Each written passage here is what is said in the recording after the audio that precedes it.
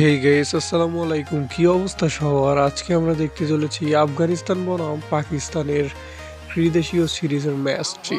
টসে জিতে ব্যাটিংয়ে আফগানিস্তান 64 রানে ফিরলেন সিদ্দিকুল্লাহ আতাল। 20 বছর বয়সী এই ইয়াং খেলেছে 45 বলে 64 রানের ইনিংস, যে ইনিংসে ছিল 3 ছক্কার ও 3 চারের, এবং 45 বলে 65 রান করে ফিরেছে ইব্রাহিম চৌধুরী। জয়ের জন্য পাকিস্তানকে করতে হবে 170 রান।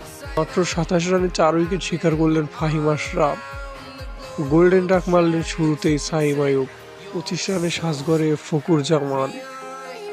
20 রান দিয়ে 2 উইকেট নিলেন নবী ও 30 রানে 2 উইকেট শিকার করলেন রশিদ, এবং পাকিস্তানকে 18 রানে পরাজিত করল আফগানিস্তান। 20 রানে 2টি করে উইকেট নিলেন নূর আহমেদ ও 21 রানে 2 উইকেট নিলেন ফারুকী। এবং পাকিস্তানের হয়ে ভালো ইনিংস উপহার দিয়েছে পেস বোলার হ্যারিস রফ। 16 বলে অপরাজিত 34 রানের ইনিংস খেলেছে। সো ধন্যবাদ। ভিডিও ভালো লাগলে বা এই ধরনের এক্সপ্লেনেশন পেতে সাবস্ক্রাইব করুন।